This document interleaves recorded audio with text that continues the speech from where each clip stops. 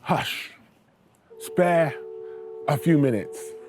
Be very still. Let me describe a scenario I've penned with my quill.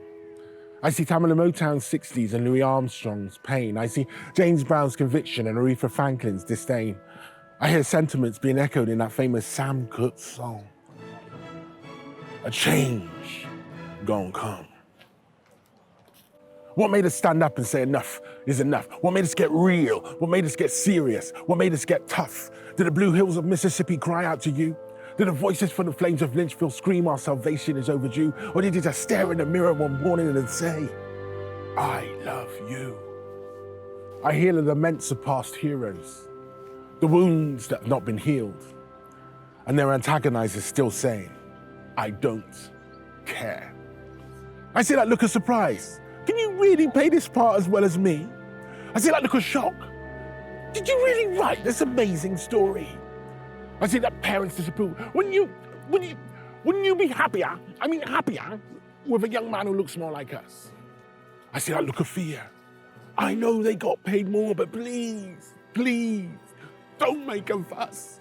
I see Martin Luther King dreaming, looking over into the promised land. I see the Empress Moazi with your sword in her hand. I see Bernie Grant warning of the storm that's gonna come. And I see Stephen Lawrence falling to the ground and saying, I don't want to die, Mum. I see Marlon Thomas begging for a difference to be made. I see the minister, Louis Farrakhan, telling us a spade is a spade. I see Nelson Mandela appealing to our collective conscience and saying, this world is your business.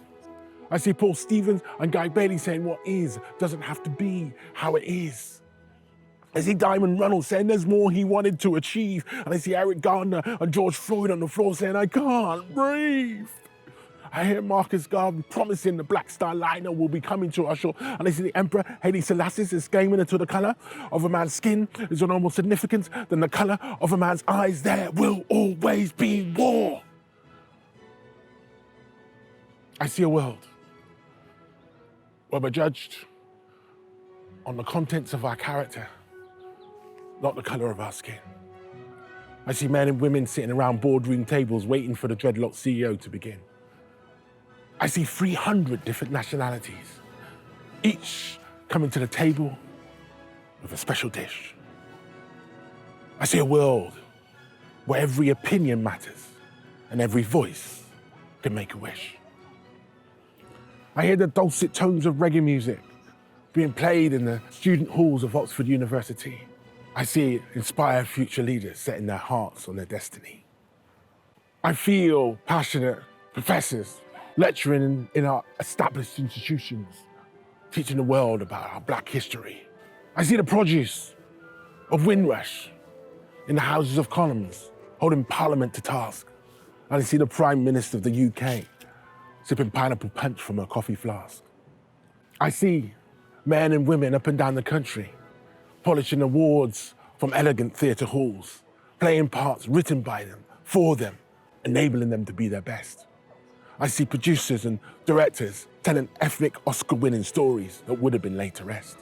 I see little black boys and little black girls reaching for the skies, grabbing their shining star, bloated with self-love and confidence because they know who they are.